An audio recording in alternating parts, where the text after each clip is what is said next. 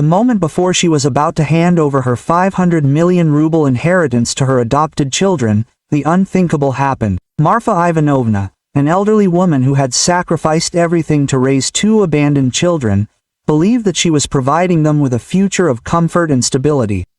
But on the eve of signing the will, she stopped at their bedroom door and froze. Through the half-open door, she heard their muffled whispers, their eerie plan to switch her medicine, their cold laughter as they calculated how soon her fortune would become theirs. Her heart shattered, but instead of breaking, Marfa quietly set a trap. And on the day of signing the will, it was not a notary who walked through her door. Before we begin our story, write in the comments what corner of the world you are watching from today. Marfa Ivanovna was not born into wealth. Her life had been forged from grit, tenacity, and the quiet sacrifices that no one noticed. Her skin had softened with age, but her hands still bore the marks of years spent washing, scrubbing floors, and sewing by the dim light of a single lamp. The neighbors said, "This woman works too much for too little." But they did not know the fire of determination that burned in her soul. Marfa did not work simply to survive. She wanted to leave something meaningful in this world. That something meaningful found her one frosty evening when she came upon two children, thin and shivering, their faces dirty, huddled together under a bridge on the outskirts of Yekaterinburg. A boy and a girl of 7 or 8, their clothes ragged, their stomachs empty, the passers-by hurrying past Barmak, where their parents or poor street children were. But Marfa stopped. She knelt down, took off her old woolen shawl and wrapped it around their shaking shoulders. That night, she brought them home. Her house on Lenin Street was small, barely big enough for one. But somehow, it held 3. She shared her food with them, her bed, even her old slippers when the winter floors turned icy. From that day on, she called them hers, and from that day on, life became even harder. Marfa skipped meals so the children would be fed. She walked a kilometer instead of taking the bus to buy them pencils and notebooks for school. When her back refused from years of work, she clenched her teeth and whispered to herself, "They need you, Martha. One more day, one more shift." The neighbors noticed, some whispered with pity, some with admiration. To raise other people's children at her age. This woman is either a saint or stupid. The street kids will never repay her kindness. You'll see, they'll run away and abandon her. But Martha didn't listen to gossip. At night, looking at the sleeping children with full bellies and peaceful faces, she knew that she had made the right choice. They were no longer abandoned, they had become her family. The years went by, the children grew taller, stronger, smarter. They called her Mama in public, and this word erased all the pain in her tired body. For Martha, these children were not an object of mercy. They were her legacy, proof that love can be chosen, and not just given birth to. But for her the victims hid a truth that Marfa never dared to admit even to herself. She gave them everything because they were all she had. She never married, never bore children of her own, no one called her name at the dinner table. These two souls were not just her charges, they were her world. For them, she was ready to endure anything, poverty, hunger, ridicule. Marfa believed that her victims were the seeds she was sowing, seeds of gratitude, love and devotion that would one day bloom. Little did she know that these seeds, so carefully nurtured, would sprout into something much darker. Marfa's life was always made up of crumbs, crumbs of food, crumbs of money, crumbs of luck. But she never stopped finding ways to turn small into more.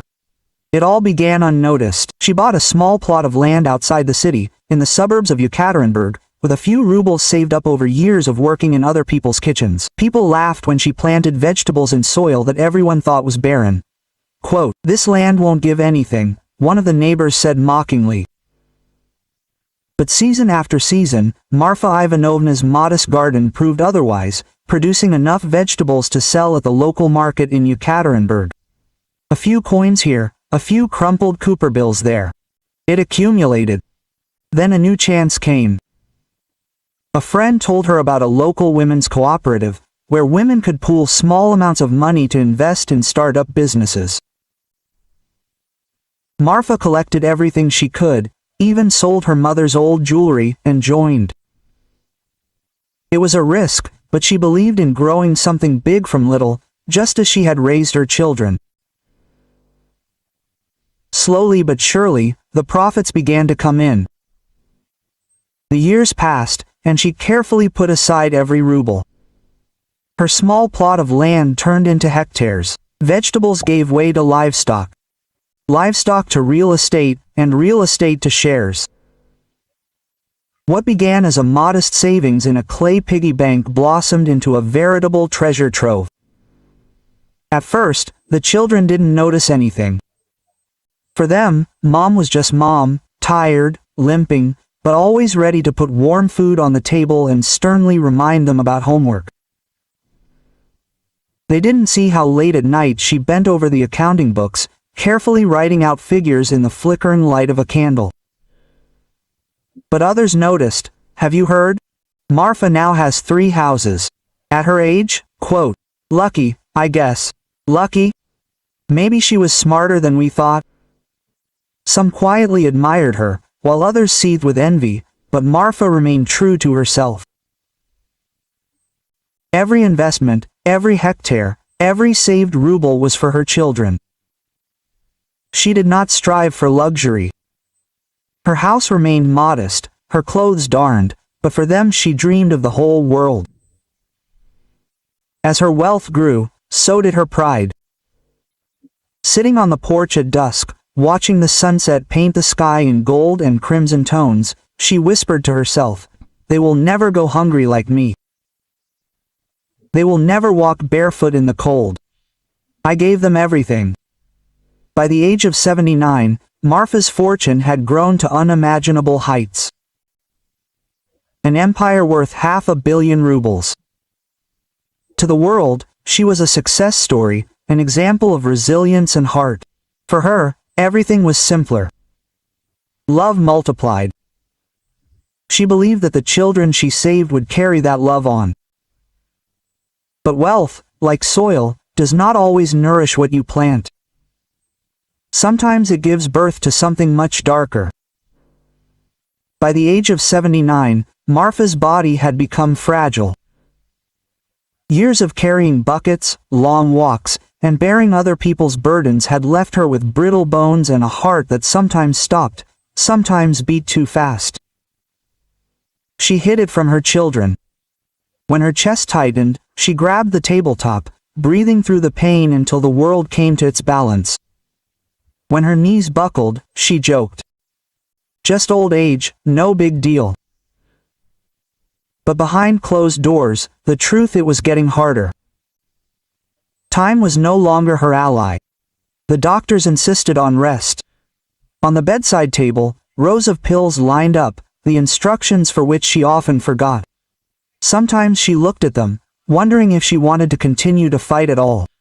But then her gaze fell on the family photos on the wall.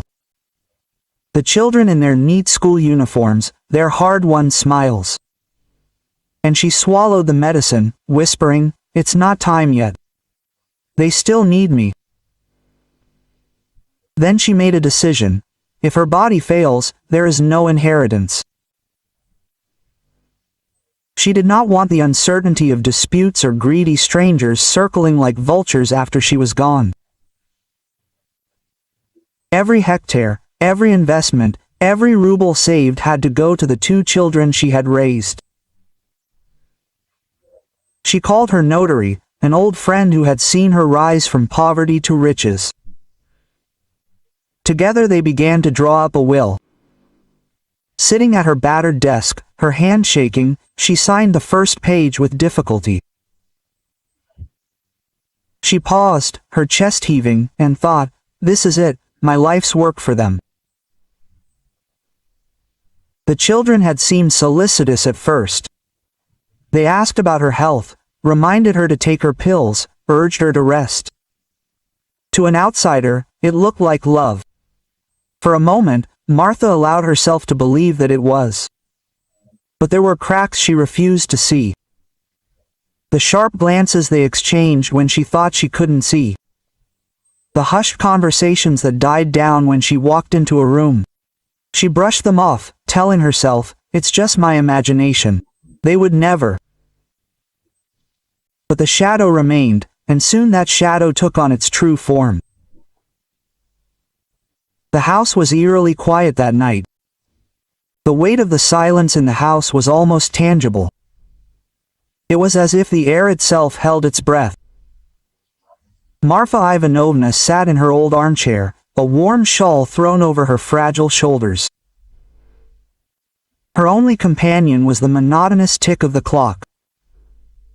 She should have been resting, but her body refused to sleep. Her thoughts swirled, catching worries that she could not fully comprehend. And suddenly she heard a light rustling sound, followed by the creaking of a floorboard in the hallway. Voices, quiet and hurried, were barely audible. Marfa leaned forward, holding her breath. It was them, her children.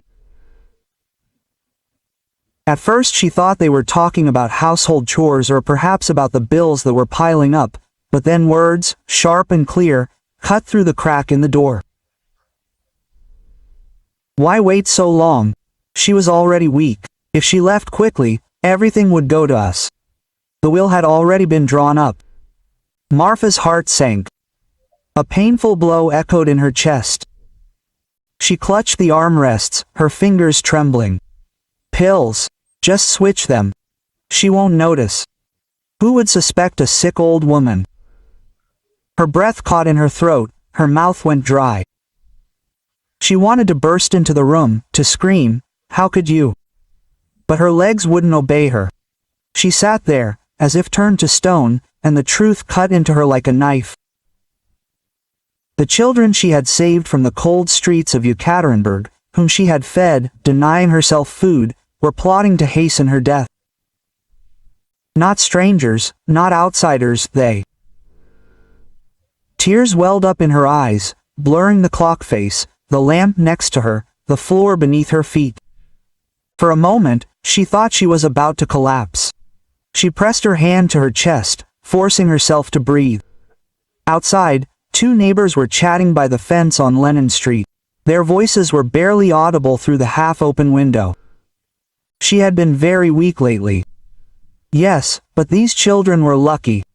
They will live happily ever after. Lucky. Marfa almost laughed through her tears. If they only knew, the whispers in the room ended in cruel, careless laughter, sharp as a blade. The children's footsteps retreated into the kitchen, leaving Marfa alone, trembling, heartbroken in silence. Her life had been a bet on love. And that night she realized that she had lost. But even in her grief, something flared up inside. The betrayal hurt deeply, but it had not yet killed her. And before she left this world, Marfa swore that she would not do it quietly. She did not sleep that night. Her body remained in the chair, but her soul rushed around the room, full of pain and determination. Betrayal tore at her chest, but beneath the pain, something firm was being born. Towards dawn, she wiped away her tears and calmed the trembling in her hands. The first thing she did was pick up the phone. She did not call the notary, but the local police station. Her voice shook at first, but soon became firm. Every word was saturated with the fire of memory. She repeated what she had heard. Every word burned. The officer listened in silence, then asked calmly, "Martha Ivanovna, do you feel safe?" Safe? The word tasted bitter on her tongue. "No, I am not safe, not in my own home, not with those I considered my children." But she straightened her shoulders and added, "But I will be." The police asked her to remain calm, to act naturally, to let them sort it out. But of course, it was the hardest thing when your heart was broken into pieces. All that day she moved about the house as if nothing had changed. She made tea, folded laundry, even drank quietly in the kitchen. When the children passed by in the hallway, she gave them a weak, trembling smile, but still a smile. Inside, her stomach clenched with anxiety. That evening, she made her move. "Tomorrow," she said casually at dinner, barely touching her plate with her fork, "the notary will come, we'll sign everything. Everything will finally be yours." Quote. The children's faces lit up. They exchanged glances. A fleeting caviar of greed that someone else might not notice. But Marfa saw it, and although her heart cracked even more, she forced her lips to form a soft, rehearsed smile. Later she made another call, inviting them to a celebratory dinner. Her voice was warm, almost cheerful. "The last family meal," she said before everything was put on paper. Behind the words she hid a silence as sharp as a blade, setting the table for the next day, her hands shaking with each dish she placed. The clink of silverware and the china almost gave her away. She stopped often, clutching the edge of the table until the shaking subsided. Outside, a couple of neighbors walked past the lighted window. Quote, "She's still messing around with those kids in her day," one remarked. "That woman never stops." "Well, soon she won't have to. They'll inherit everything.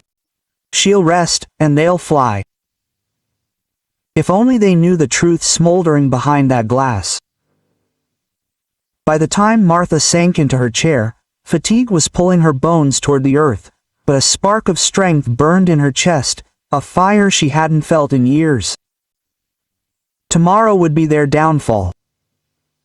The house glowed warm the next evening. Lamplight.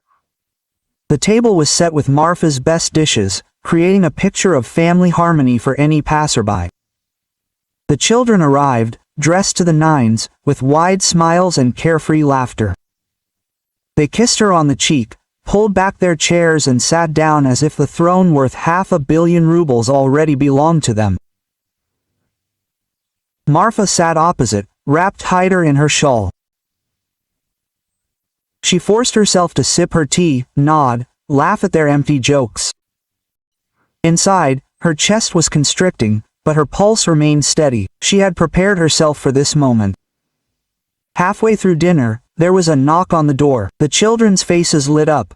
Quote, "It must be the notary," one said, already presenting signatures and title deeds. But when the door opened, it wasn't the notary standing there.